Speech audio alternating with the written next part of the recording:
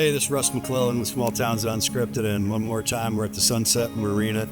What I want to say is thank you to Sunset Marina for letting us have this venue to do our podcast. But this venue isn't just for our podcast. It's for all the guests, right, that have marina slips. But more importantly, in the off season, right now, probably through the spring, maybe early summer, you can rent this venue for family reunions, get-togethers, play poker, whatever you want. Weddings. I actually had my wedding here. So this is one of those cool venues that a lot of people don't know about, but you can contact Jolene Baker and she'll be happy to hook you up.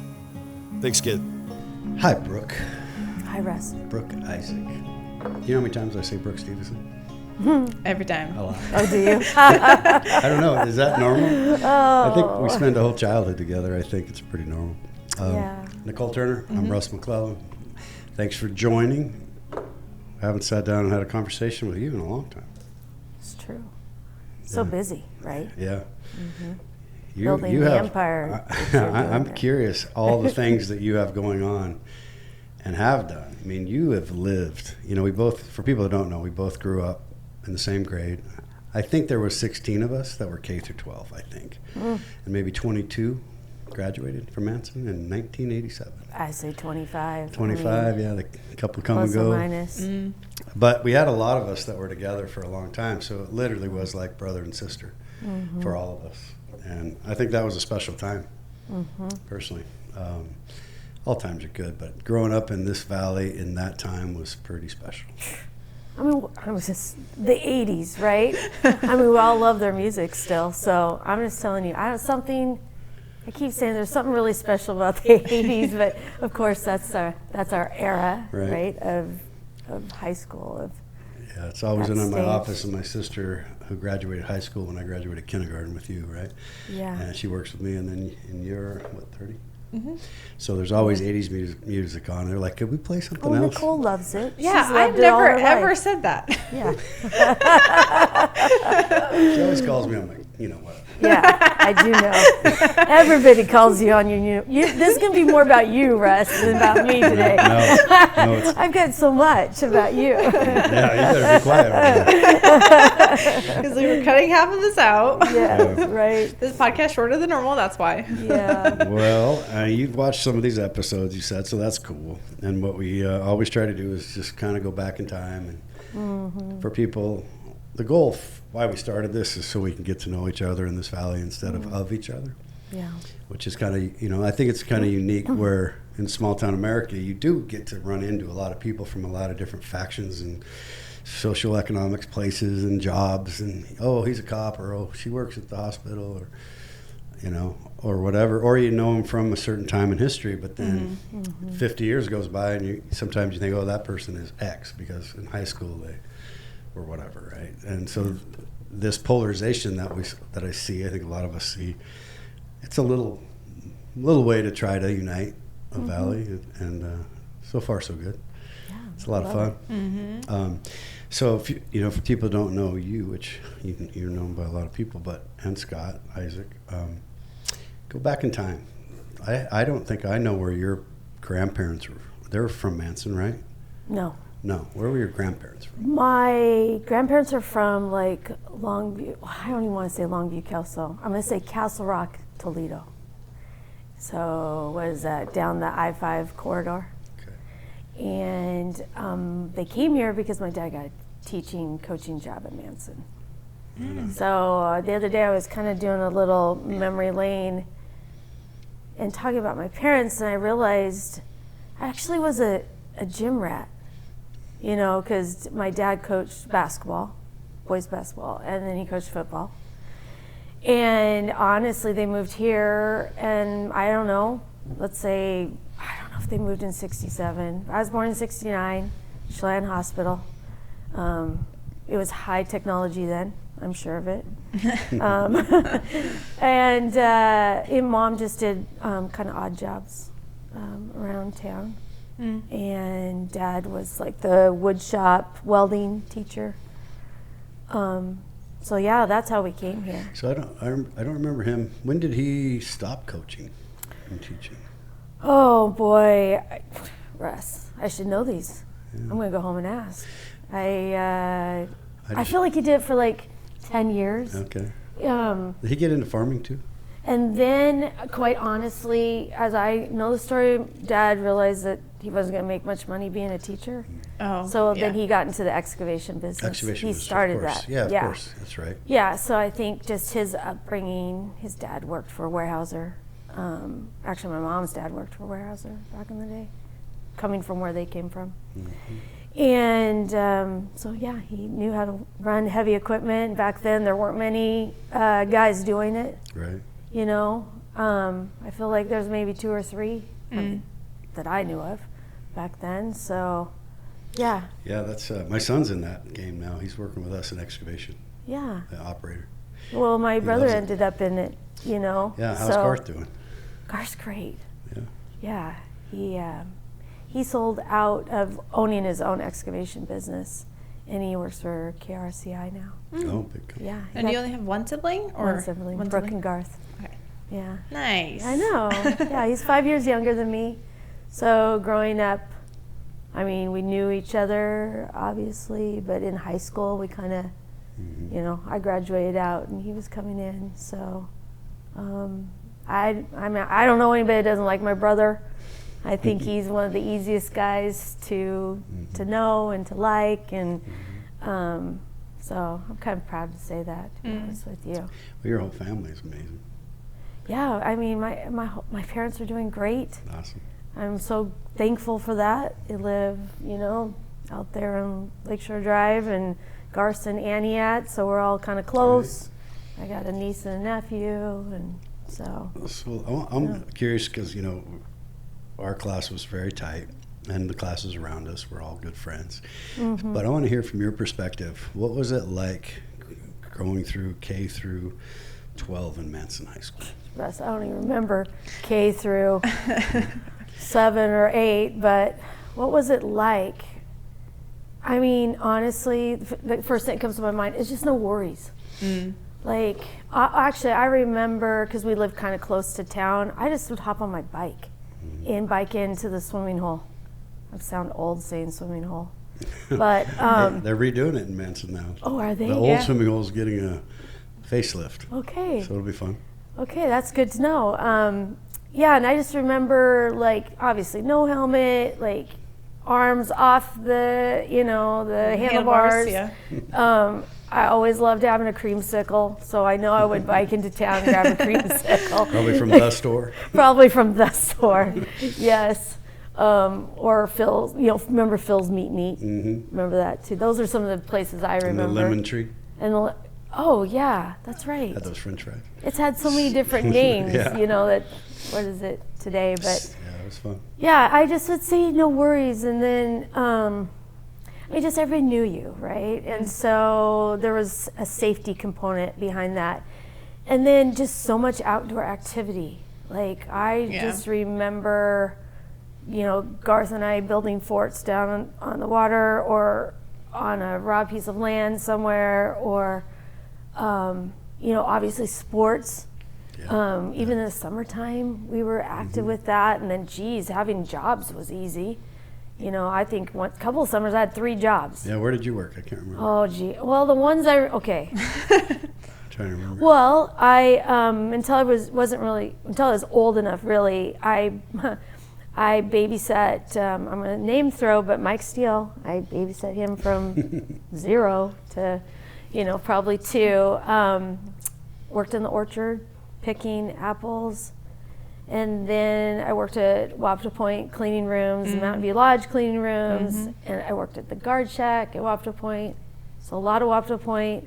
Yeah. And then, geez, I worked at Gucci's back when Gucci's was Gucci's. Oh, I worked at Cats and Jammers when it was on the lake. Yeah. Did we work together there? I was there for about 4 years.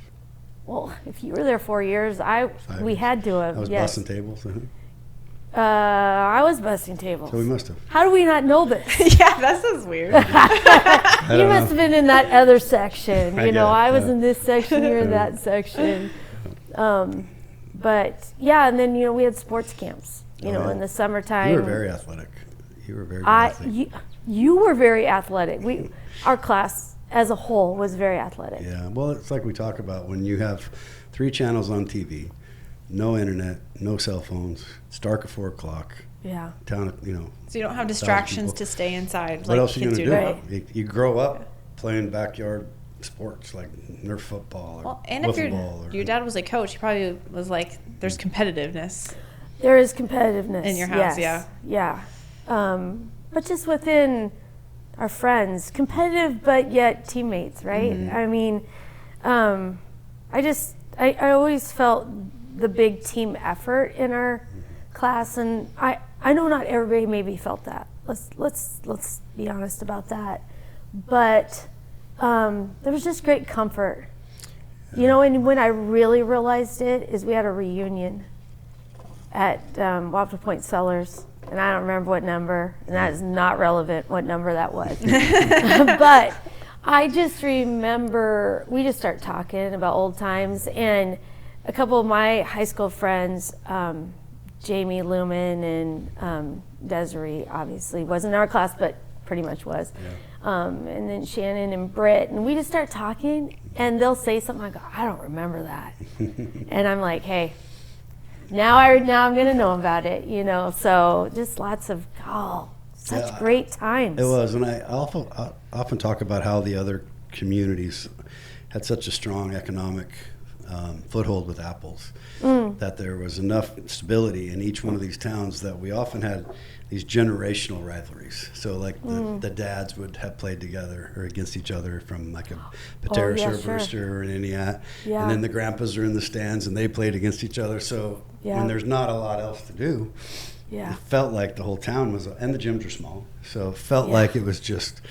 constantly packed in all these schools, not just a Chelan Manson thing, but back then there was so much stability that the farms were often sold to neighbors or passed down to their kids for 3 or 4 generations. So I don't know if it's hard for me to put in perspective what it's like for kids today, but it seems like it would be different, at least in the smaller schools. So I ended up living on Bainbridge, and I would go to a high school basketball game and say, and at the time they were good, and I was shocked how empty the stands were. It was so weird, it's like, whoa, way bigger population of 20,000, right? Manson, population of what? 2,000. And we pack a gym. Now, mind you, it's smaller, but it actually kind of broke my heart, to be honest with you, that I don't know if big school can ever really have what small town has in athletics, as far as the community coming together. And I would argue too that I always joke and say that if you had that, like the more naturally gifted athletes in small towns, but you got a chance to play, and I would say that like on our football team, I remember all the kids on the team, and they were into it. I mean, they didn't maybe get to play as much, but they worked their butts off in practice trying to make the starters better, and you just felt like almost like an obligation, regardless of how athletic you were. We needed you. Well, and don't you also play multiple sports, so you get more athletic because you're learning a whole bunch more different skills across the board. Yeah, and I think from a Bainbridge to, if you go to a larger school, you're going to have to focus. Even if you're a great athlete, you're probably going to have to pick one sport. Or, That's the truth of that. Yeah, you have to be go to the elite effort, right, during the rest of the year to play, start or what have you. I was thinking about something as you were talking about that. I mean, we could spend all day on on the 80s rest. That's fine. I love it. I know. I love it. The other thing was, I just felt like, I'm not saying we completely stayed away, but I really felt like we stayed away from substance abuse. Oh yeah. Because we knew we'd be off the team. I mean, actually code meant something to us, and I think because honestly, I think our parents would know about it before we even got home. I don't know how they would, but they would. Yeah. They would. Yeah, like go. They had smoke signals or something. Officer Dale would probably be in my house before I got home. Yeah. So I loved that component of what we got to experience. Think about it. We didn't have cell phones. No. Right? We do after game parties, but really that just meant go to somebody's house and watch a movie. Yeah. Right? Somebody made some food. Somebody made great food, nachos usually, and but that's all good, clean, fun. And what was cool is it gave us a place to go after the games. Yeah. And talk about the game and hang out. Yeah. It was like the 3 or 4 grades, were pretty close. I mean, everybody was in that high school because it was like 100 kids. Yeah. We should reunion together, to be honest with you. And it is like a family reunion more than a class reunion. To me, I mean. Yeah. You're talking about how the gyms are empty. Frank and I, when we went and played ball at Wenatchee Valley Community College for 2 years, Wenatchee was packed, like high school. It was like a big overgrown high school. There was like 6,000 kids in the school or something, and the gym was on one side only, so it was just packed, small gym. Then we go to like an Everett or a Spokane, or Shoreline, Bellevue, empty. But do you think about it, like if you go to a Spokane Community College, they got Gonzaga, they got Eastern, sure. Whitworth. They got, all these larger universities that everybody's excited about. Oh, UW. Oh, well, they're not going to Bellevue Community College as much, right? Yeah, but still, like, friends and family should still attend those games. They do. But in Wenatchee, it was literally like Manson, just bigger. Yeah. A little bit bigger, right? It was like packed, and the intensity was, and we had 200 football players on the team. So there was like, those guys were crazy in the stands. Yeah. They were using substances. Probably steroids. Wonder what and it was everything back else. then.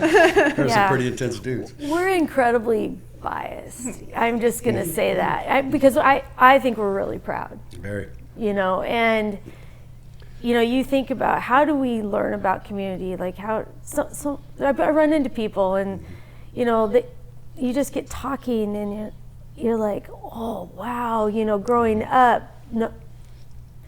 community was different, right? So you had to really go. Maybe you got in your church community, maybe you got into your neighborhood community or what have you.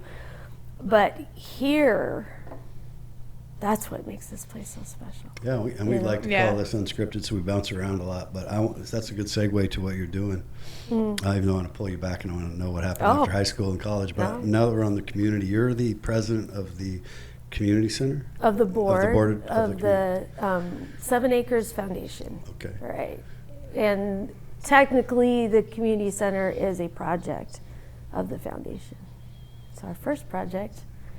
A very big project. It's a big project, and yeah, we've learned so much. But I'm going to say, it's an incredible building, especially for the size of our community. Yeah. Where else do you go to a small town, early population? I keep hearing 6,000. Okay, locals, let's say. Rest, you could probably. Is that right? Somewhere in there, 6,000-7,000. Right. Yeah. I mean, take any other town our size. I mean, even take Leavenworth, right? And we have a 44,000 square foot, fully active, usable. Every space in there is used. Let's say they'll be here forever, and built in a way that it's it can go through the generations.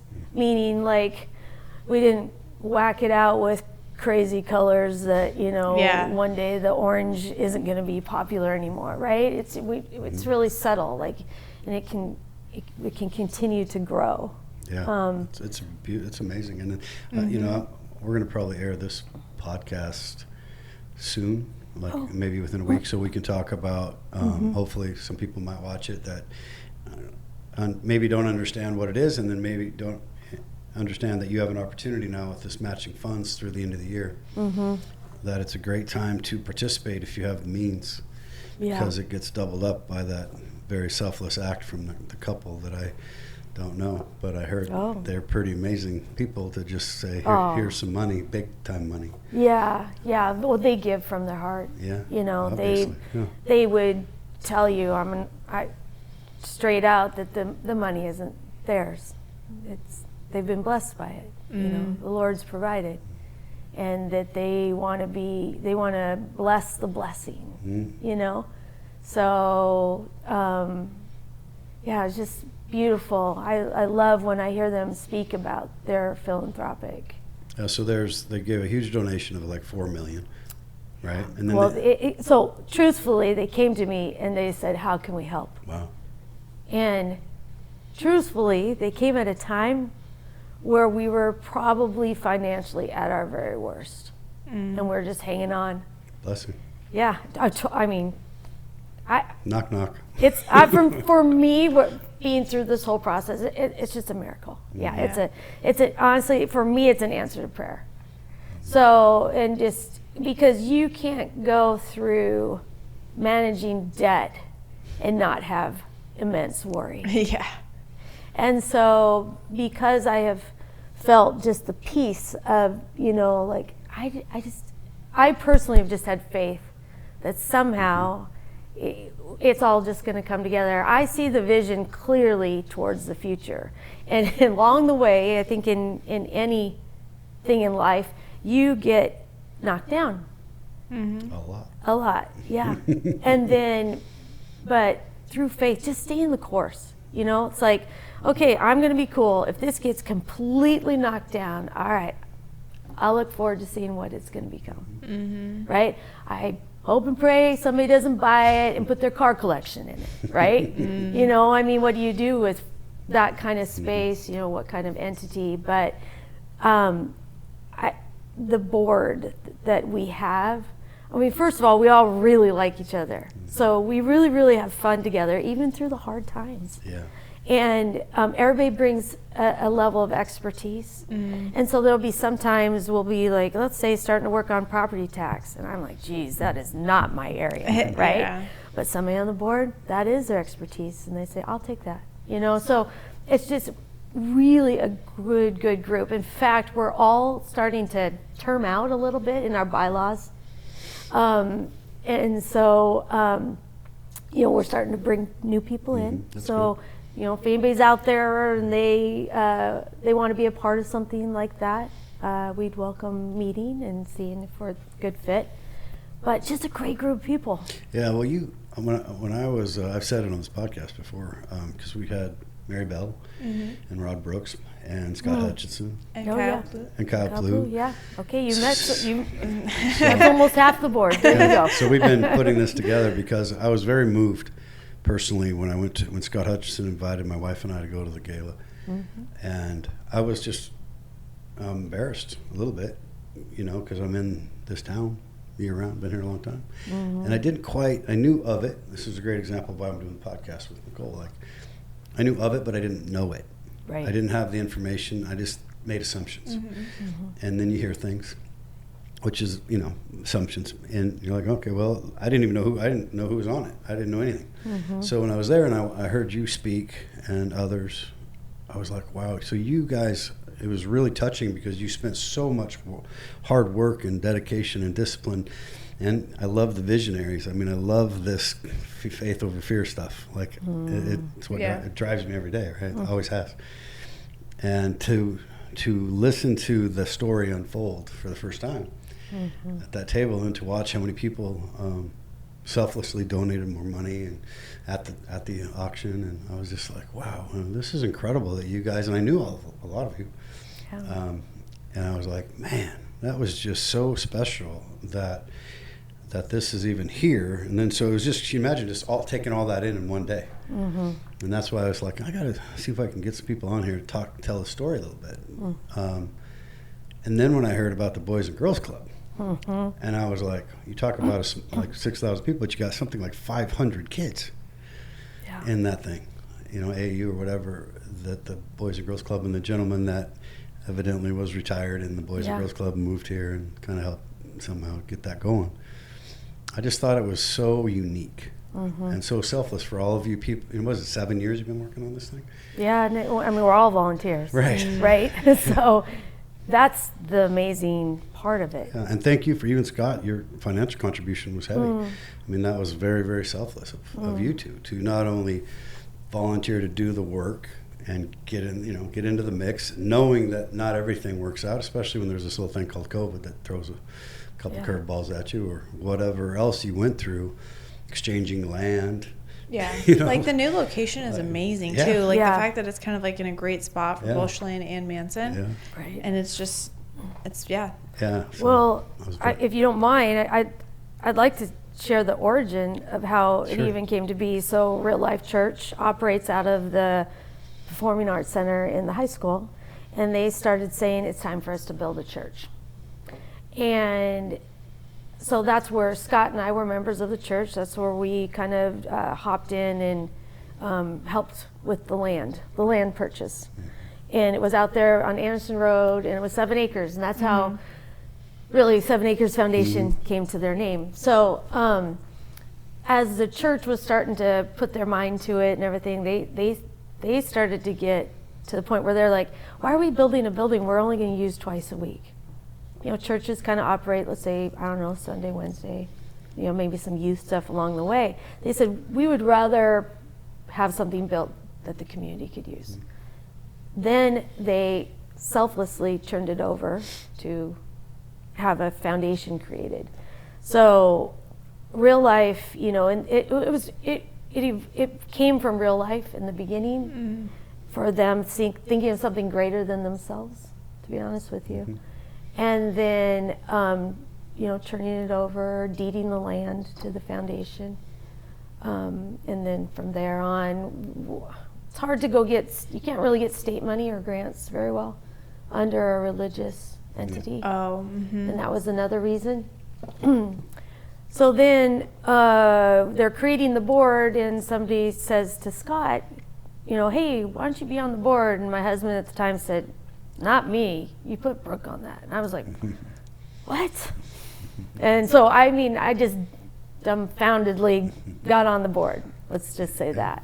And so, but it's perfect timing on my end, just the way my work career was kind of wrapping up or slowing down a little bit, and you know, just I give back to a community that gives so much. I mean, just a lot of joy in it. I mean, That's huge. Yeah. I have a lot of joy doing it. And it looks like you have some time here. This couple put up $4 million, and then they put up another couple million in matching funds, right? They came to me asking how we could help. And I was giving a tour, and I just said, oh, well, we need $4 million to finish this gym.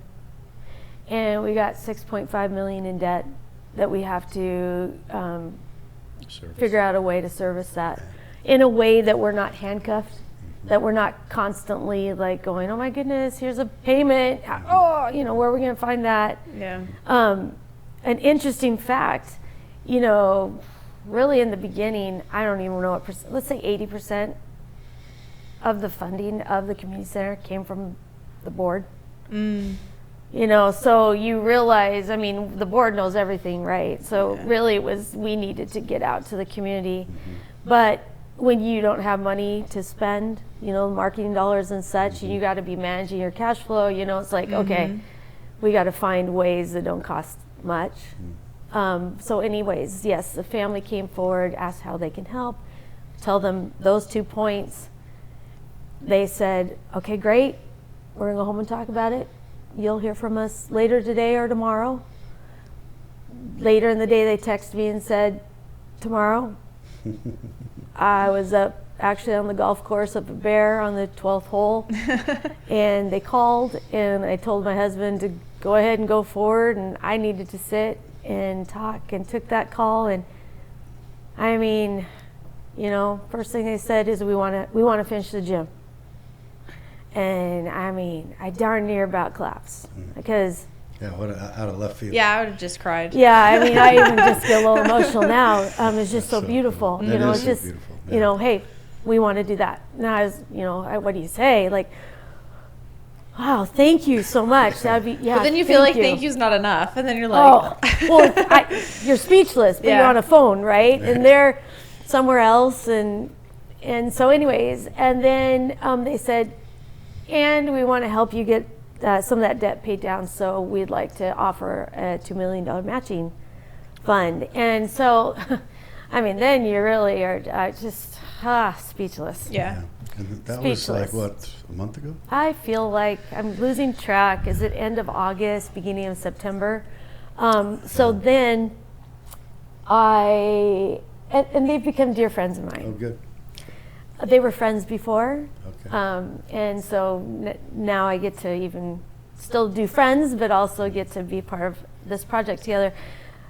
I wanted the board to experience it. I didn't want to tell the board. I wanted them to get to have the breathless moment. So I told the board, everybody needs to come to my house and let's have a meal together. And had the family come in and got to tell the board. How fun. Oh, nothing better. That's a great idea. Yeah. Good for you. Yeah. Good for them. I mean, I look forward to meeting them someday. That kind of selfless stuff is rare. Yeah. Yeah. Yeah. You know, from the heart like that, like where it's, like you said, it's not about the money. It's just about contribution and giving back and helping people. Yeah. And Yeah. There's so many people that sure. are going to be helped by this. Well, Already have been. and we've had some people in the community come forward to say, hey, I want to see what it is. We've had some really generous giving. I think, what was it, a couple weeks ago? Was it Rod or maybe Mary Bell? I can't remember. But so far since the gala, you're about halfway through. We're at 800,000. 800 grand in Yes, 4 or 5 weeks. Yes, yes. That's crazy. Yes. Good, Yeah, good and for the people that are doing it. I mean, little, big, medium. Yeah. It all adds up. It all adds up. Yeah. Well, and I feel this time of the year, Thanksgiving usually kind of inspires. You start thinking, okay, it's getting to be end of the year. Have we given like how we wanted to this year yet? Mm-hmm. They start talking with their financial advisors. This next 2 weeks, I feel after Thanksgiving is kind of the cream. So everybody that's given up until now, I feel like they were ahead of themselves. And when you hear that, kind of their story, they were just immediately inspired, and they said, we're not going to wait till the end of the year. Let's do it right now. Like, why would we wait? So Rod, Brooks, we're starting to do kind of what you're doing, but we're writing the stories. Yeah, he interviewed me on that thing. Yeah. Right? Yeah. What a community means to you and things like that. Yes. And so you hear some of these stories, and you're just like, oh, it definitely is inspiring. I'm in the game, and I'm even more inspired. Well, that Rod Brooks is a cool dude. Yeah. I love that guy. He is. Yeah. So many people that are on your board. You're very fortunate to have that many.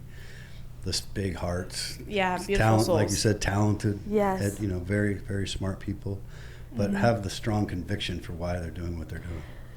Yes, another person, Eric Von Fuchs, is new to our board, retired Microsoft. He and his wife have a second home here, and one day they just contacted me and said, hey, we'd just like to have a tour. Came in, within 5 minutes, they were just like, wow, and their energy and their excitement got me all excited too. And so towards the end, I was just like, yeah, we're looking for board members. And Eric's wife went, he would be great. And he's like, what?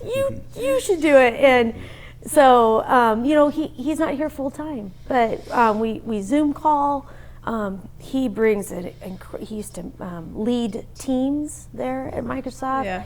Even though, I'm going to say he's not a construction guy, he's not a marketing guy, but he's helping us write grants, looking for money that way. Yeah. We're going to put in some EV car hookups there. Oh, nice. Yeah, going for a grant on that. Hand that over to Eric. It's just. Well, with the new cool. gym and is there a swimming pool in the works? I think that's phase 2, right? So, it's funny. We've gone from not having any money, so we couldn't really talk about any of this, right. And with a building that hadn't been completed. So, when the community is saying, well, when's that pool coming? You promised that pool. The truth of the matter is the pool was added. The beginning was what we have today. Then we thought, let's go out to the community and see what are the uses the community want. And the pool became a big thing. So we're like, you bet, let's try to put a pool there. Financially, what we've gone out and got bids for, it's ridiculous. Okay. How much money it costs, yeah. Yes. So where we are today is we are going to finish the gym. And we are in the process right now with working with a landscape architect, and we're going to find out what kind of amenities could we still put on our campus. And one of them is a pool, and the other is an indoor pickleball facility. So in part of the spirit of the donation and the matching fund, they wanted us to put in an indoor pickleball facility. That's a big So deal. yeah, so coming, and because we're looking for things to do in the wintertime. Yeah. And I don't know if you know, the Lake Chelan Pickleball Club is 250 members strong. Oh, really? Yeah, I'm telling you. So there's a really strong effort there, and I'm part of that. And we go to Wenatchee right now to go play. So anyhow, like I said, we're looking at the campus. We're looking at what what kind of restrictions we're going to have on our campus, right? Yeah, you know about that. So should have those drawn up soon. Well, it's an amazing And then, situation. for then I sure. see us having an opportunity to directly fundraise for each entity. A lot of people would like to donate to the pool, Oh, I see. and then have transparency. Yeah, earmark Right? funds for it. Yeah, so then say, hey, if you had $1,000 and you wanted that to go specifically to the pool, That makes sense. let's have an account that shows where we are, where we need to be, what's it gonna cost? Yeah. What's it gonna cost to maintain? We're committed. We will not add an amenity unless it's fully funded. We will not take on More debt. Yeah. more debt. So you don't want to jeopardize what you guys already have. That, and if we just can't support it in our community, like, these are big dreams. You know what we're talking about. The facility as a whole right now is assessed around $20 million. Okay, that's incredible. We have that kind of building. No, that's what I love about it the most, is with you, maybe from originating from Kyle's idea to you, to all the people that were early and had a dream and said, being a visionary often is looked at as kind of like, you're a visionary. But reality, these dreams and these visions of grandeur, if you want to use that word, are necessary to develop a plan, to create the action, to achieve the goal. Right. So if you don't have the dream, if the dream is so daunting, you're like, I'm done before I start because that's not going to happen. That pessimism and never gets anybody anywhere. Yeah. So the fact that you guys had the guts and the conviction to follow through for that long under turbulence. I mean, I remember when you were speaking and you were like, when at the gala, and you were just like, man, I was some tough nights, man. Like it was like legit throw up time. I'm like not liking this because it was so scary. I care about what we add to this community. I always say I'm good with development if it's done tastefully, it's done right. And we've put a massive building on the landscape here in the valley, and people drive by it every day. I don't personally, and I know the board, we don't want it to sit there and not be used the way it was intended, right?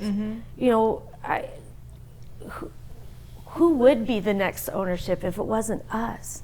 So in my opinion, we're the best stewards. The foundation is the best. Honestly, I'm going to say it differently. The community is the best steward of that building, right? Yeah. The foundation, we're the leadership, try and remind, I guess, we're doing our very, very, very best. We're a group of volunteers. We do pride ourselves about the expertise that we put at the table of our board, and we need expertise. But at the end of the day, if the community doesn't enjoy it, if it's priced in a way the community can't even, if there's financial barriers to use it, then we missed our mission. Yeah. But we also need the community to step up and help financially. It's not reasonable to think that we could have an amenity like that and nobody in the valley contributes financially to it. Yeah, and I think it's really important for people if they're listening to this podcast or the others we talked about or hearing anybody talk, the big horsepower, the giant money that has been given by people, that's great. I mean, that's get you over the top. But I would think the grassroots, smaller donations are equally, if not more important, for a lot of reasons, like a $500 donation, a $200 donation, a $1,000 donation. They add up. They add up, and that's you investing in the community center. Well, and Like, even that's supporting yours. the businesses It's yours. too that are in the community center currently Right. and what are going to be there. Yes. Because if you don't invest in them and you don't participate, then they're not going to be able to stay in the facility and help out either. Yeah. I love that. Sorry, I love that. I think I met Rod there, and I looked over at, which is the coffee place. The Vine. The Vine. Yep. And then I looked over, and there's all these little kids playing in this toy area, and I thought to myself, my grandkids are coming next week. That's perfect. It is perfect for Because, that. my daughter is a doctor of audiology and working all the time. My son-in-law's a cop, and my grandsons are, my grandsons. Let's go. Right. So I was like, if you take them out, most places they'll probably terrorize them. But that place is like, let that energy go, because you can sit there and talk to your friends and family and just enjoy that, which is safe, made for kids. I mean, little things that you guys thought about is so powerful. Well, so if you think about it, okay, the playroom, which that's the greatest playroom in Eastern Washington, blows out any McDonald's. Yeah. Come on. Super clean, just beautiful. Okay, so we can accommodate probably need to walk 1-year-olds to like 7-year-olds. Okay, well then your grandsons, Russ, and grandchildren, because you're gonna have granddaughters one day. Then we got the gym. Yeah, Then you're going to be able to kind of let them go loose there, and there'll be some organized efforts there, right? And then they get into, let's say, middle school, and then they got the Boys and Girls Club. Yeah, that's huge. So now we're accommodating that. And then if I keep going through the ages, right, we're watching, I don't know if you're kind of aware, I'm starting to see 20-year-olds are trying to live here, trying to do life here. For sure. And for me, it's beautiful. That's a demographic that can't afford to be here, usually, or live with mom and dad. So they're wanting to live on their own, right? And they meet there. Yeah. They have small groups there, right? And then you go into, let's say, people kind of our age, including you, Nicole. We're having meetings there. We're hosting birthday parties there. We're having events there. We're working out upstairs there.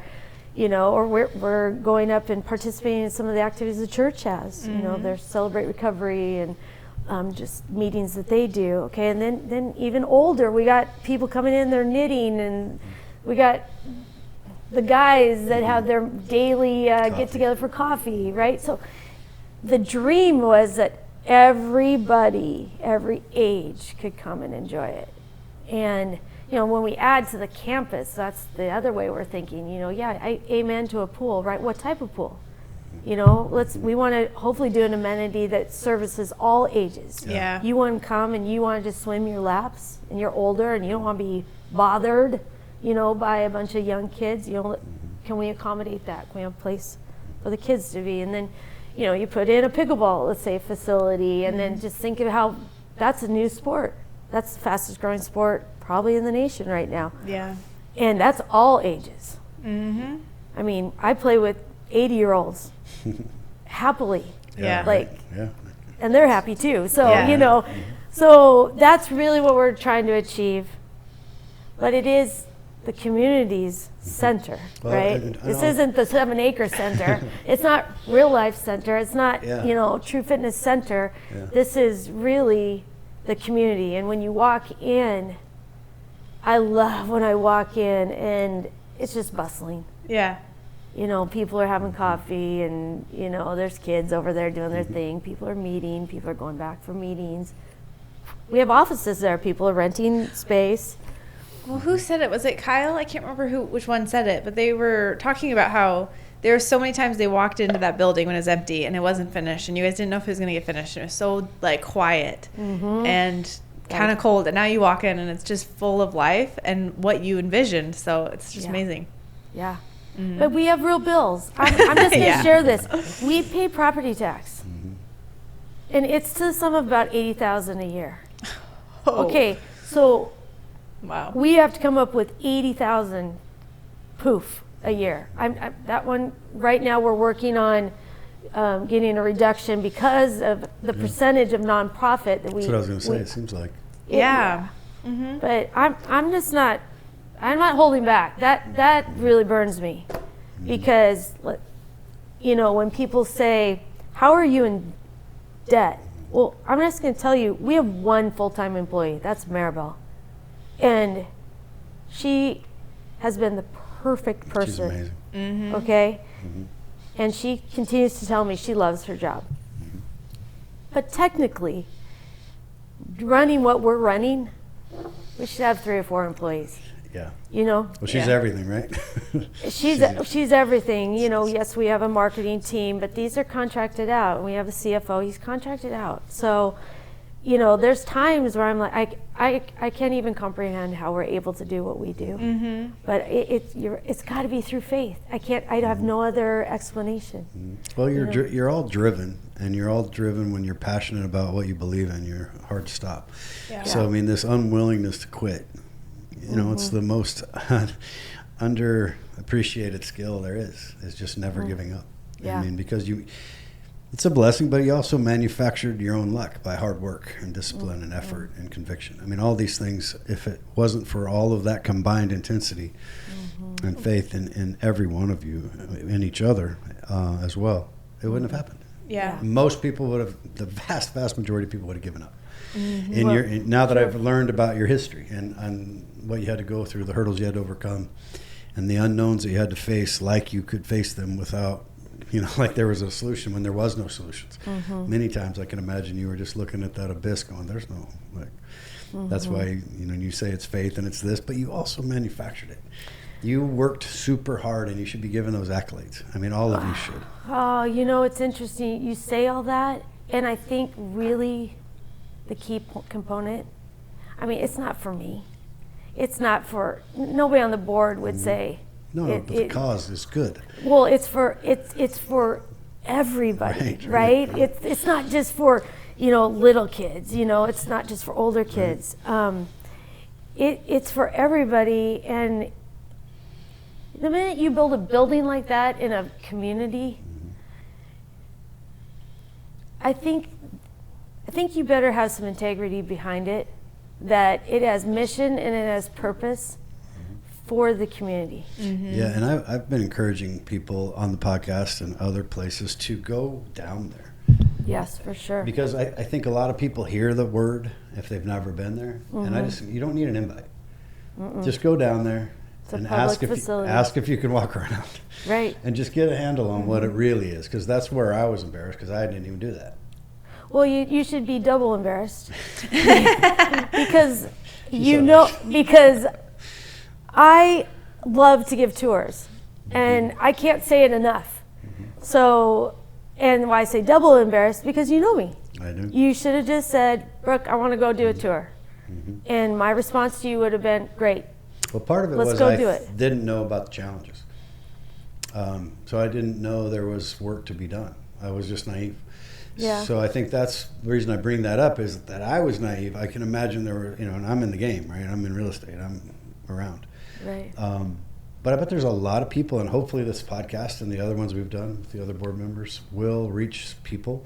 And if those people hear this podcast, I just always want to share it. It's real easy to get a hold of Brooke Isaak. It's real easy to get a hold of Maribel. It's real easy to get a hold of Rod Brooks. Yeah. Or just go down there and say, hey, I want a tour. Yeah. Or just start walking around like you own the place, because you do. I mean, come down and grab a cup of coffee. Yeah. As you walk in, you'll see, as you walk over to get your coffee, you'll experience. But yes, it's a public facility. And then make some calls. I mean, I've made some calls to some guys I know and some couples that are passionate people and like to help. And I've had them, just by spreading the word of just the word of mouth. Yeah. So even if you're, not in a position financially, maybe you know somebody, or maybe you just tell a bunch of people that you want to share the love. Like, this is really sharing the love of this community center for the community. I mean, if that's all it is. Yeah. And there are, we're all in different times and different places financially and different spots in our life. So don't feel guilty about not giving money, but there's so many other ways you can participate. Absolutely, yeah. And I just want to make that point too. Our website is pretty dang good. What is it? ChelanCommunity.org. ChelanCommunity.org. ChelanCommunity.org. We have pledge forms on there. We're learning, people have they're called DAFs, donor advised funds, charitable giving funds. You can make a pledge. You'd say, I'll do $5 a month, for a year, for 5 years, or what. There's just so many different ways. Let's say financially, you give stock, you could give land. We're able to accept any and all of that. And so on our website, we also have a easy donate here, use your credit card. So there's things like that. Do you have ideas you want to do? Have you been wanting to lead a book study group? Okay, our rooms are super cheap. I mean, we're cheaper than anybody, but that's on purpose, right? The dream, I cannot wait, the day we are debt-free, okay? Right now, our operating income pretty well covers our operating expense. So really what throws us for a loop and why we have to keep fundraising is we're paying the interest on our debt. And then comes along, these generous gifts. Those take chunks off of the debt, right? But there's in-kind, if you have some resources or what have you, you want to come volunteer and just be at the front desk and meet and greet people. Once we get the gym finished, that's going to be a whole nother ball of wax. Come and use it, right? Yeah. There's... Well, that's the thing that when people are, a lot of people are judgmental just naturally. They don't have the information, so they make assumptions. So we're here to help fix that. But when you're thinking about, you should have a gym, you should have a pool. Okay? You have to start somewhere, right? You have to start with that vision. And unless somebody wants to just, the people that want that today, if you have the money, let's do it. Right. But at the end of the day, if we don't have the money, let's get the money over a period of time. And if we never start that attempt, it'll never happen. So maybe it's a year, maybe it's 6 months, maybe it's however long. But if it never starts, it never gets done. And you guys have started this vision, and then it's grown and grown and grown and grown. And that is the key to this whole thing. It's the vision for the community, by the community.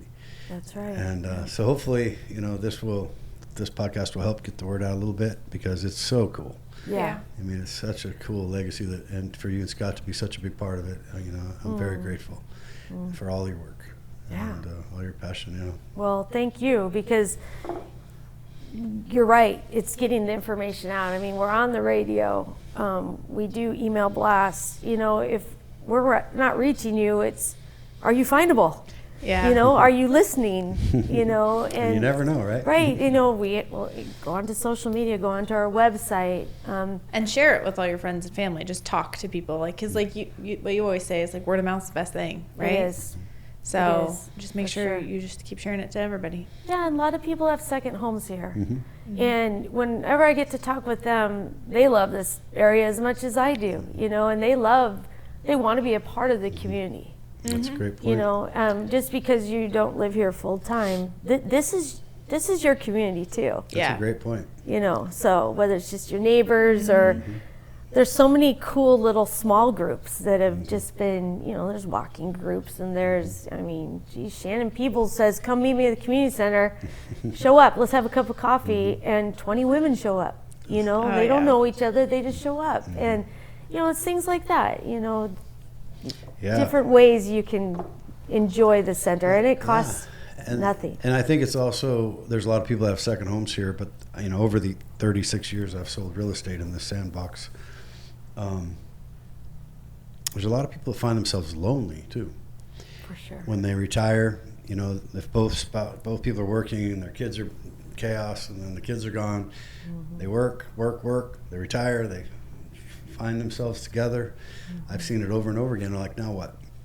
Because they're both driven. They're very involved in stuff. But how do you penetrate a new community if you've invested in it and you love this place and you've been coming here for years on a vacation? But on a vacation, you're busy.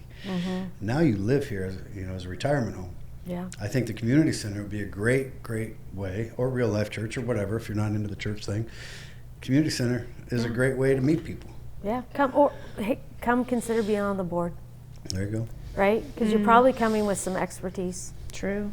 that we really could use. And you're probably coming with resources that you, from, let's say, the other side. The other side, Right? Yeah. So, yeah. And I make myself very available. Yeah. So, I mean, it's my personal phone. It's usually my personal email.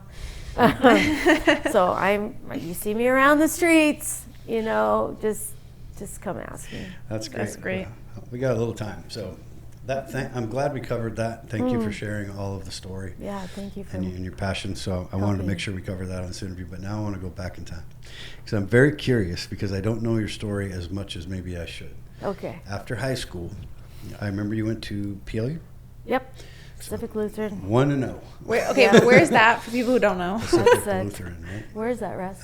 Pacific Lutheran University is in Shout.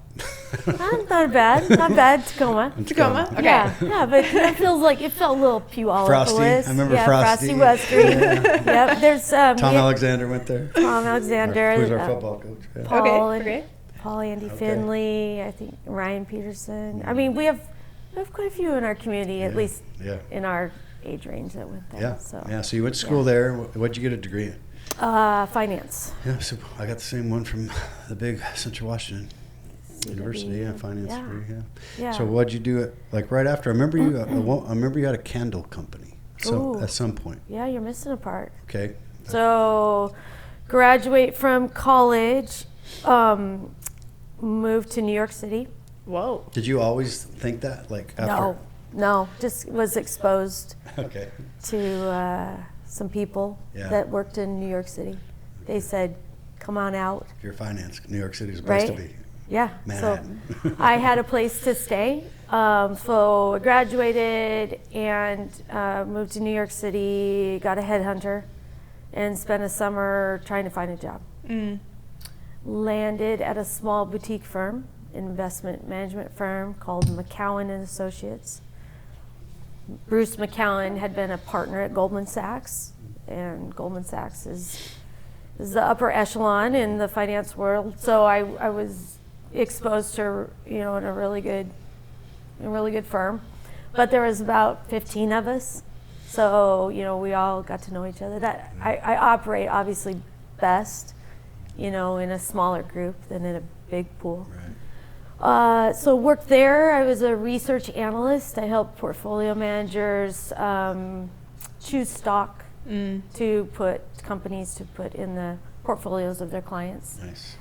And did that for a few years. At one point I moved out of the city into Connecticut, and I commuted into the city. About an hour on the train, just to get out in the country, out of being in the city. Did you like the city, downtown? Love the city, if you have money.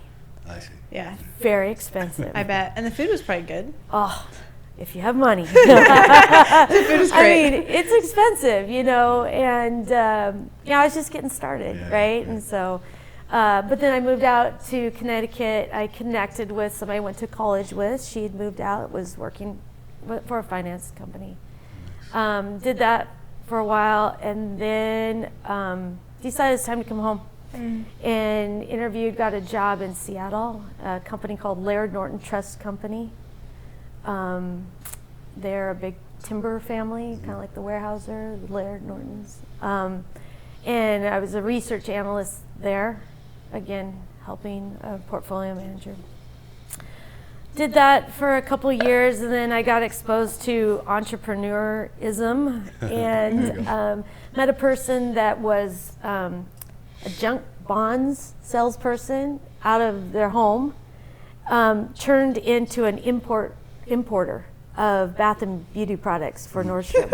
Sounds so bizarre. I know, so I got exposed to that, and I was like, oh, I like that lifestyle. I like where it's all about, I was what did I say? Compensation equals contribution. So I like the thought that somebody wasn't deciding what my bonus should be. I was in control. And so anyways, this person said to me, do you know how to make candles? And I'm like, I can figure it out. So he handed me a candle, and I honestly took this candle to my dad. I said, Dad, we have to make molds. We have to figure out how to knock this candle off. It's a really expensive candle. It was like $40 candle coming in from Canada. And a buyer at Nordstrom wanted the candle, but for cheaper. So my friend's like, can you make this candle for cheaper? Go to Dad. Dad starts welding, molds, like so archaic. Perfect. And before I know it, I'm keeping my corporate job, but when I get home, I'm working in the garage. Well, first of all, I was in my kitchen in my apartment making candles. And then I got started. Oh, sorry if I screwed that up. And then I just said if I actually got more customers, I could handle just the making a couple hundred. If I got more customers, I'd consider leaving my corporate job. So I actually outgrew my kitchen, and I started renting. She was at the time a buyer at Nordstrom. I rented her garage in West Seattle. So I started making candles in her freezing cold garage. And one day got the final order that I had to say, what am I doing here? I went to my boss, and he had a nice career plan for me. And I just said, hey, I think I'm going to leave. I'm going to go manufacture candles. And he's like, yeah, you'll be right back. I know you'll be right back here. And I was like, when else can I do this in my life? I had a car payment, I had rent, I had myself, Yeah. So I didn't need much. And I ended up going to manufacture candles. What was the name of your company? Island Candle. Island Candle. Because at the time, I really enjoyed going to the San Juan Islands. Oh. And I really thought that I would move my manufacturing to probably Friday Harbor. And so, I was a one-woman show making candles. I was obviously ran the business, the salesperson, and I just started getting orders, The Nordstrom buyer became one of my best friends. I sold candles to REI and Neiman Marcus, and back in the day, J. Jacobs, the old name, was they were a big client. That's fun. So and then met my first husband, and he was selling his business, and I didn't want to be the only one working, so I sold my business. Yeah. And then we traveled had a couple kids. We probably for 5 years were kind of retired. Okay. Wow. What age? I married when I was 27. Nice. So that's weird. It's different. It's cool, but nobody in our peers, none of our peers are doing what we're doing, so it gets a little lonely. Yeah. But so I've traveled extensively. Yeah, So we great did that. I took up golf. You took up a lot of things. Yeah, well, what do Well, people you got do to when they live retire? for 5 years I remember without, you were like, having. didn't you get a sailboat expertise? Didn't you do that for me? Oh, I did. What is that called? Yeah. You got a six-pack? Oh, it's a cool name. Because I remember talking to you, like I said it on the podcast, right? Who was it that made fun of me on? I don't know. You have to tell me the joke. Oh, Who doesn't make fun Yeah. of you? I say a lot of dumb stuff. But I said I had this. I know exactly. Anyway, I was saying that I had this vision. I wanted to be on a sailboat, but I wanted it to be perfectly calm, and I wanted to be going really fast. I don't know, but this couple lives on a sailboat half the year. Yeah, it was the person that had, the name just escaped me, this cider works they sold. Down in Aranda.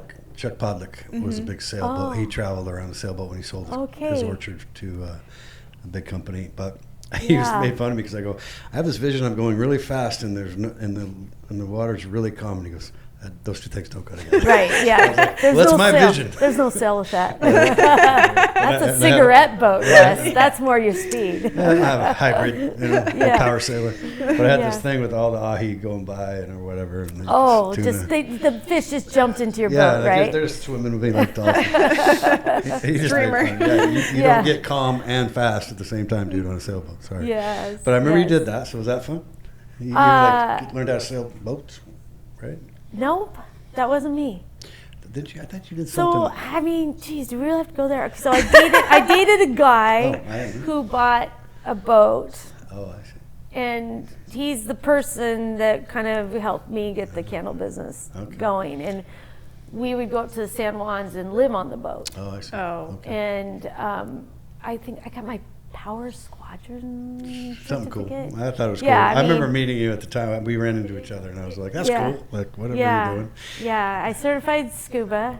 And then you're a tennis player. And then, so yes.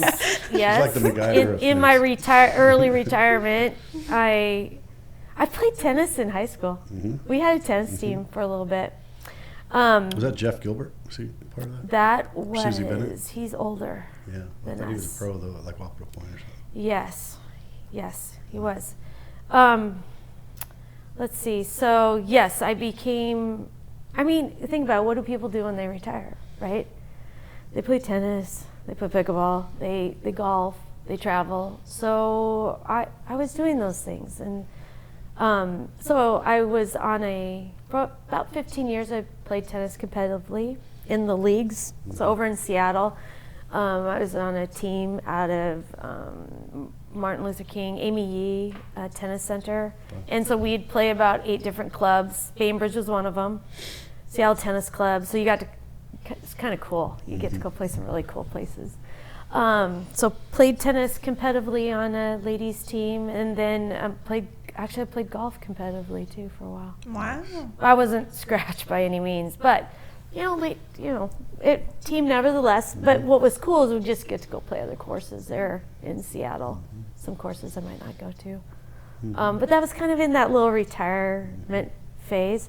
And I'm not going to poo-poo it, but it's a little lonely, right? If none of your friends are able to do it too. Right. So, and then I just miss being home. I like gardening. I like being in community. And that really isn't very community when you're just traveling all the time. But I got to see a lot of things, experience a lot of things, retired kind of early. Well, in all the places you've seen, not everybody can say this, but you've traveled a lot around the world. Yeah. This is still a very beautiful place. So at one point, my husband, before we had kids, we sat down and said, we could go live anywhere in the world. Start a family, whatever. Where would you want to live? So he wrote down his top 3. I wrote down my top 3. And we disclosed, and my top was Chelan, out of anywhere in the world. Because you have to think about, raising your kids. Yeah. Like, what kind of environment do you want to raise your kids in? And do you want to feel the safety of the United States? Right. Right? And do you want to be close to family? And what about friends? So, and his number 1 was where he grew up, which was Palos Verdes in LA. Makes sense. And I basically said, no way in heck.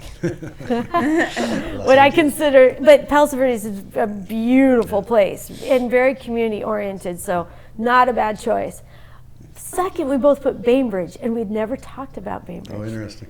Because at the time, Mercer Island was really attractive, but yet not. And so then we both were like, we're curious about that other island called Bainbridge. They're supposed to have good public schools. And then I don't even remember what made third. So then from there, we went to Bainbridge. And a beautiful, beautiful community there. Then raised our kids there. You have a daughter and a son, right? Daughter, son's the oldest. Yeah, Miles. He's going to be, 23 in 2 weeks. Graduating school. Yeah, he graduates on his birthday, so that's really fun. That is cool. And then my daughter, Piper, she goes to school in Boston. But she's in Hong Kong right now. She's been studying abroad. Wow. And so my children, we traveled a lot with our kids too, internationally, and they travel quite a bit still internationally. Obviously, just visited Piper in Hong Kong. So Fun. yeah, it's really cool to be able to do that.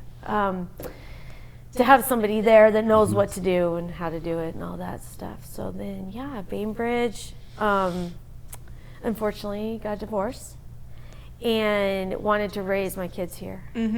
But we weren't in agreement with that. So my kids stayed on Bainbridge, and I rented a house here, and I commuted.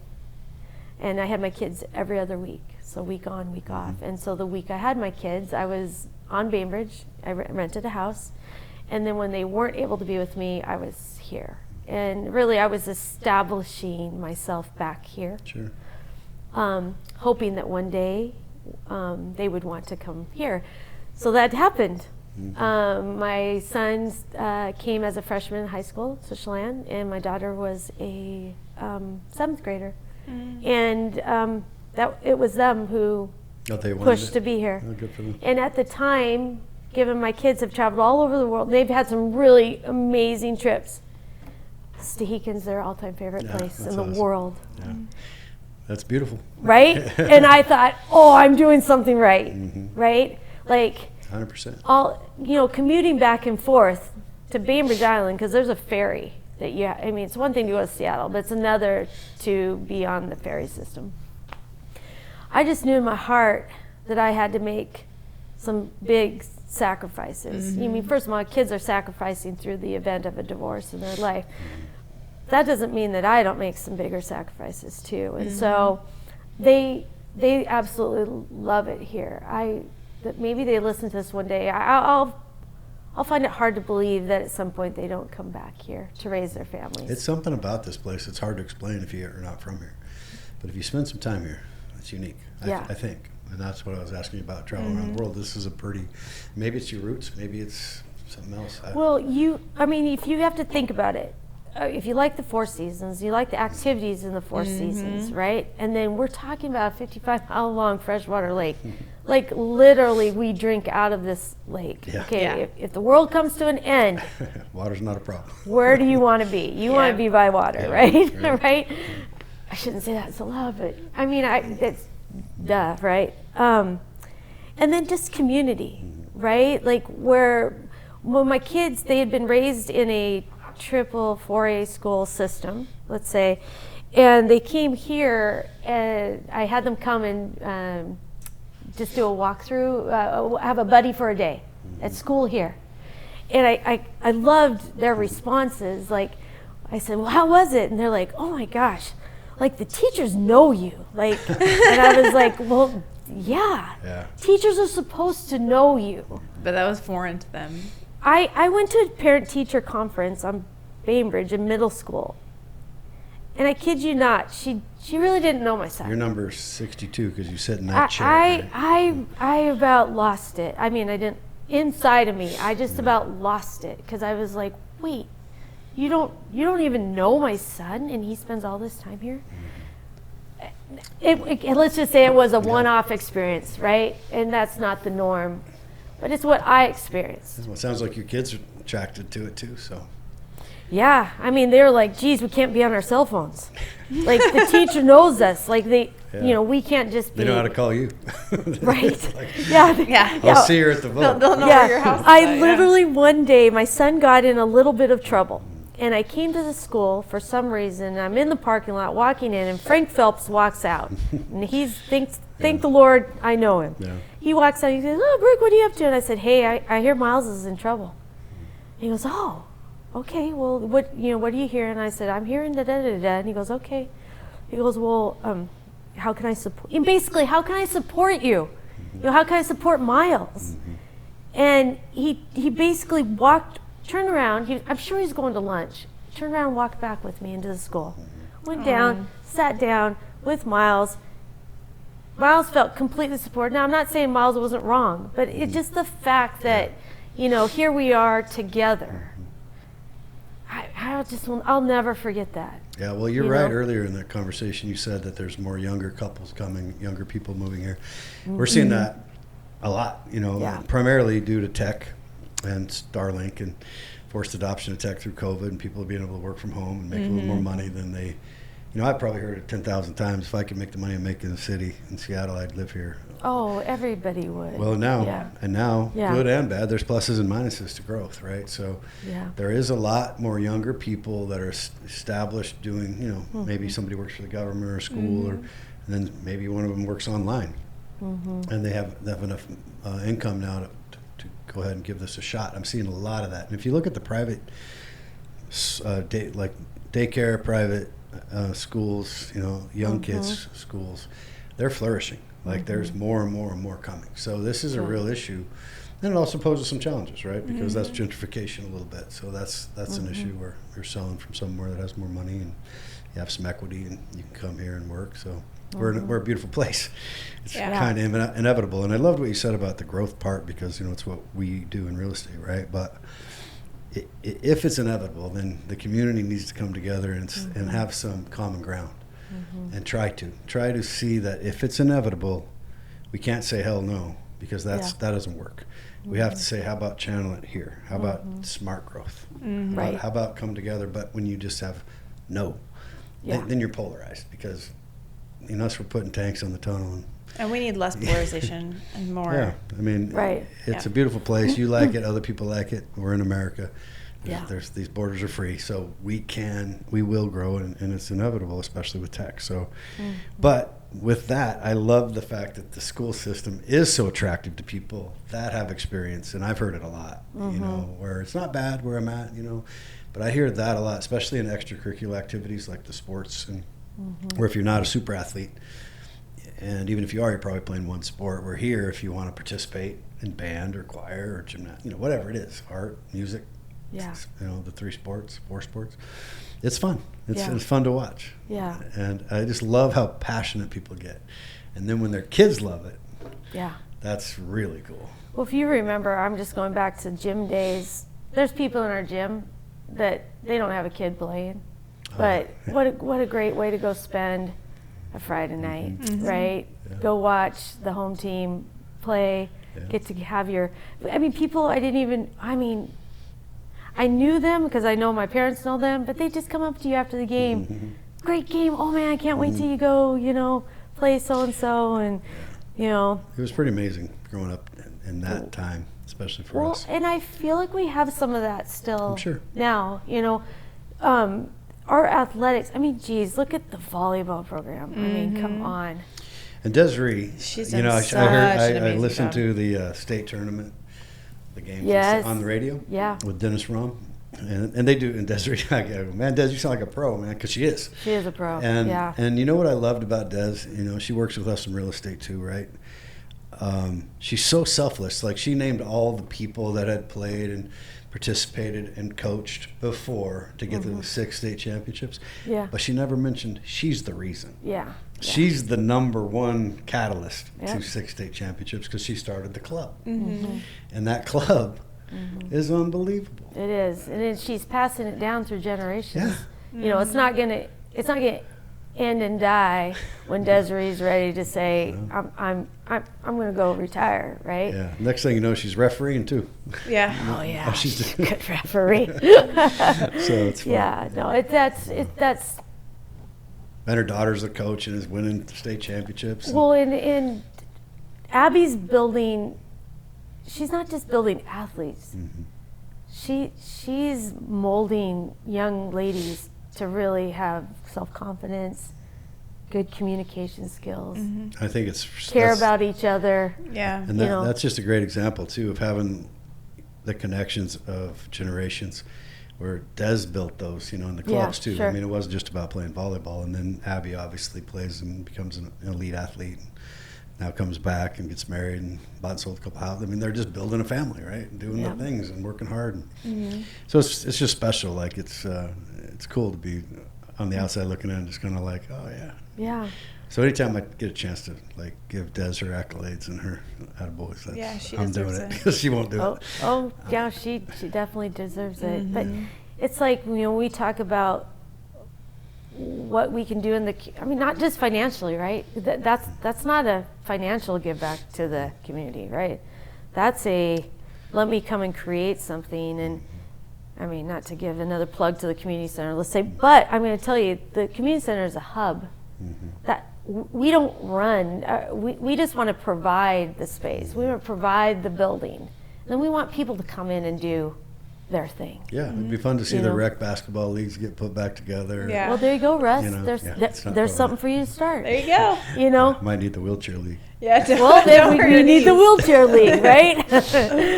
Whatever league you want to start, right? Yeah. It's fun. So Yeah. then I'm going to go for, so you got divorced, then you got remarried. Oh, I remarried my high school sweetheart from Cooley City. Mhm. Yep. So now, how long you guys been together? I was like, We're 13 years married, Yeah. 15 years together. Yeah. Yep. And he comes with 5 awesome kids. that's so fun. Yeah. So together we have 7. Yeah, Scott's a great guy. Yeah. Always been a good dude, really good guy. Oh, So- he brags all the time about how they beat us in football and basketball and whatever. And I thought we went to the Tacoma Dome. yeah, well, they did too. The year They did before, too. right? I mean, let's not debate it because I already lose has- every time. she already has to do You this know, enough when at we all. never had a state title until Jennifer Allison in the high jump. Yeah, right. You know, an individual sport wins our school state title. Thank you, Jennifer. You know, and She's thank here. you, the volleyball Behind team. us. Finally, Yeah, you right. know. Yeah, we were close. We had a But good time. yeah, Mr. Isaac loves to just. I mean, we were. Those are great competitors. rivalries. Yeah, Yeah. those great rivalries. Yeah. For sure. Yeah, and that's the fun thing about those small schools. And, and Cooley City's a great school. Like Brewster had a winning tradition in basketball. They were in Yeah. baseball. They, Yeah. That's just fun. There's a lot of competition. And I think that being able to be friends with each other and then compete against each other Yeah. is also cool. Like For you had sure. mentioned earlier, another little aspect. So you guys are now here full time. You built your home Full-time. on the lake, a beautiful home. You got your Yeah. pickleball court set up there. Yeah, we got a little I love pickleball it. court. Yeah, yeah. Scott's we're becoming more serious about golf. Oh yeah. Mhm. So What's your favorite? Are you playing at Bear Mountain then? I mostly? really like Bear Mountain. Yeah. Yeah. I love the Muni too. I just yeah. That's what's cool about this place. You got Desert Canyon, you got Alta Yes. Lake, you got the city. There's some grumblings about a golf course in Manson. That's Really? some grumblings, some Okay. vision work going You on. gonna put something It's not in? me. Yeah. Dropping It's it? not me. Well, Mill Bay used to I have just the get hints 9-hole. I just get hints of rumors. Yes. Well, But who Yeah. knows? But yeah, I mean, it's really for a smaller community. There's a lot of golf courses that are all unique yeah. and different and cool. So it's fun. Yeah. And I think for a city course, not that I golfed a lot recently because I've been working, but It's called It- customer golf, right? Yeah, you need to start doing Keith that. figured that out. I I haven't think figured that out yet. I think the games could be like part of a tax write-off. Yeah. I'm just saying. Yeah. I ended up getting 100 agents to manage. I don't know what I was doing that for, but it wasn't enough time to golf. I know that when you get that many agents going. Well, That's- you cut it now in half, I so got- you're doing yeah, good. got it half- Yeah. Over half now. I can breathe it again. So. Yeah, yeah. But yeah, I think he figured that out. Keith Allen, he's always coming and telling me he's made more money on the golf course than I do working. So Well, there you go. I mean, You're doing it wrong. that or pickleball. Pick it. yeah, I should get into pickleball. That'd be fun. I played pickleball aggressively as a kid. I believe that. Really? My uncle had a pickleball court in I was probably in 7th or 8th grade, and Yeah. every time I go to his home, he had a big, beautiful home in Coeur d'Alene. My mom's brother was also a stockbroker, Oh. Maryland or Murphy Favor, I think, kind of guy. I don't know. But yeah, I got into it over there because there was a run in the 70s that pickleball was very popular, and then it kind of died. Do you know where it originated? I don't. Bainbridge Island. Was it really? Really? Started there. Wow, I've still never played. Yeah. You should. You're athletic. Yeah, I mean, I know. I there's- just don't ever have You're in time. Wenatchee. Oh, the Rack has I new know, pickleball courts. Oh, really? I've Yeah, heard that brand that's new. the best place to go. It's the Rack. Mhm. Yeah, yeah. Well, Good I mean, times. you can play outdoors. There's some nice courts in the parks. Yeah. That are free, but yeah, it's keeping up with. I have my first grandchild. No? She's a year old. Oh, fun. And 2 of our 7 are now married, and so our family's growing, and I'm just grateful for who they're choosing. Oh, yeah. Beautiful, beautiful young ladies. Scott had 4 boys? 4 boys and a girl. Yeah. And so she's still in school up at Cooley City. So I joke, when we go to a home game, she plays volleyball and softball. When we go to home game, it's a away game for us. Yeah. Yeah. But nobody knows that drive to Cooley City better than Scott and I. Mm-hmm. But that's obviously that's the community he grew up in, Yeah. and another small town, and they're just just a really strong community. Yeah. Really love being a part of that as well. Good. But yeah, just starting. We've had 3 in college. Now we're going to start graduating them off. And we got 1 more going to enter college, and we call it, what do we have? We have 3 in the, what is that? 3 in the workforce, almost 4 in the workforce, and 3 still under the umbrella. So. Well, it sounds like life's working out for you, and I'm very happy to hear that. Yeah. And thank you for all the work you've done on the community center and are continuing to do. Mm-hmm. Yeah, And you and Scott and your contribution financially, that was very, very cool, very selfless. And look what it's led to. I mean, that was just an amazing thing. So. Yeah. Well, I think we all hear a voice sometimes that's just saying, hey, go look at that. You should go consider that. Hey. And then sometimes extra blessing falls in your lap. And it's just, there's no greater joy, truly. I mean, I talked to somebody, these are the wisdom years. Yeah, I don't know if you knew that, but once we get into our 50s, we kind of go into our wisdom years, which is supposed to be, the body's different, but the wisdom's greater. I can see that. So that's what's really exciting. And I just strive for more joy. Because, man, the news and everything around us, I start veering that direction. And I always say, I just want to get back to my bubble. Yeah. And my bubble's not just my bubble's, gratefully, all of this. I mean, you can't live here and not feel joy. Yeah. Just in the surroundings, just by the beauty of all of it. And and that's a great point for that people provides. that do feel this time of year, it's not always, rainbows and sunshine for people. There's some struggles out there, but I would encourage people that are feeling that struggle to go to the community center and just go there. Yeah. And just see that, if you get out of the house, get off the couch, just go down there and call Brooke, get a tour. Yeah, call me. I mean, I'm a great tour. You're a tour. I think you mastered it at this point. Oh, yeah. And you know what else I love? We're really transparent. I mean, there's some things we'd like to not share with the community. No, I thought your speech at the gala and your presentation was amazing. Yeah. I really was moved by it and touched by it, and I knew you're always the best. So, means a lot. But for somebody that didn't know a lot, I thought it was very passionate and very heartfelt and very authentic. And that word authentic is rare in today's world. And so that's what I love about what you've done and all the people that have been involved and are currently involved. And I think you're just getting warmed up. I really do believe you're just getting warmed up where this thing could go. Yeah. And then every dream's going to come true. Well, just the more takes time. people that get involved. That's right. That's what I mean. Because we've been a small, and as we've gotten the word out, more people are wanting to get involved. And that's probably what I'm most excited about, is to see the people that start coming and adding to it. I love your statement about get on the board, get involved. Yeah. How many retired people are out here that don't have anything to do, and they're very, very talented people. Very talented, yes. I mean, I think that I know some guys right now. I'm gonna just guilt trip into going.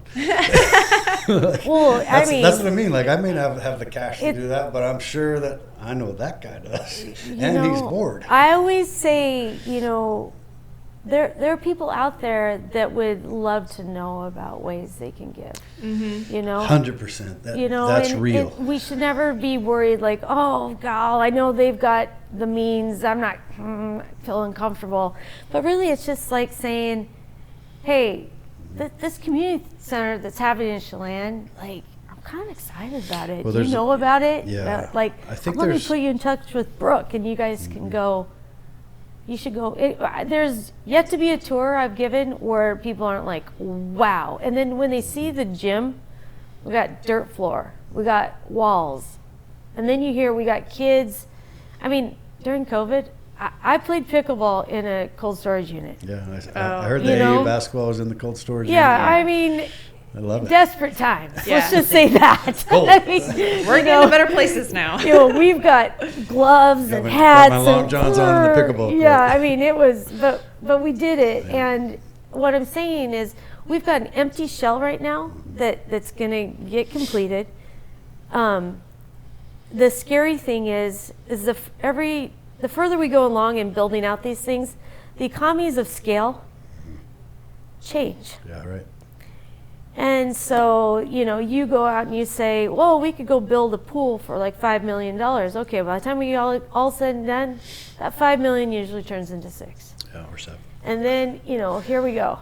Here we go again, right? And so I guess in time, and we'll be patient, but at the same time, we have to ask the community to be patient. And so when we get silly on social media, I think a lot of that just simply is uninformed people that are making assumptions. I agree. That's all. I agree. Once they get informed. But the messaging, I don't know that we consider the messaging it sends out. Yeah. That's social media. It's social media. Like, I really want to be off of it. Yeah. But well, hopefully this kind of social media but I need is helpful. it. Right. But get the you're word right. out. These are things that give me joy, add value, let's say. So keep doing your and good there's work. Thank you. There's a lot of people also that want to have the means and want to give and contribute, but they don't want to be charitable. It's not like a charitable thing. They want their money to know that it's going to a place that's real, that there's really going to be transparency, there's really going to be a contribution to the community they live in. Yeah. Because so often, you donate to XYZ nationwide, worldwide fund or whatever, who knows where that money's going. Right. And Right. are you really making a difference, or are you just making somebody buy a Lamborghini and you don't know it, right? Yeah, or how many people on that payroll? I'm telling you, we have one person on our payroll. And she's cool. And she deserves a raise. Let's just say that. And her husband has a barbershop that you don't even have to get a haircut to go to. Yeah, no, this It's funny. beautiful people. But here, one last thing. I love at the community center we can offer legacy, meaning. If you wanted to do something in memory of, you could put a name on an office space. Oh. Well, the children's playroom was donated by the Names family in honor of their parents. Wow. And what was so cool is we did a dedication privately, and all their family came. So about 60 people came. That's fun. And we got to honor, mom and dad, grandma and grandpa, all the generations. Yeah, and you had like various levels of things, of contributions. Yeah. Yes. The Rind Family Foundation donated the landscaping. We're going to do a dedication there. So the donors that donated to the gym, they like to be anonymous, but they're going to do some kind of naming on the gym. You see, we've had bike racks, so we'll have a naming. We'll have a monument that will be towards that. What's cool about that is, for generations to come, they were like, I would love to go see Grandma and Grandpa's name. I want to go find my name. Yeah, right. Like, oh, look at that building's going to be here long past us. Oh, for sure. And then just to know that your family, let's say you're even a second homeowner, that your family comes here every year. I'm going to guarantee you're going to want to go to the community center. Oh, 100%. And kind of see like, oh, there's our name, or whatever. It's just a cool way to leave legacy or in memory of somebody. Yeah. So those are things that we can talk about as well. I love it very, very much, and it's always good to see you. Yes, good to sit down and talk with you. Yeah. Nicole. It's been fun. So I guess we're signing off, huh? Signing off. One more All right. time. Small All right. Towns Unscripted.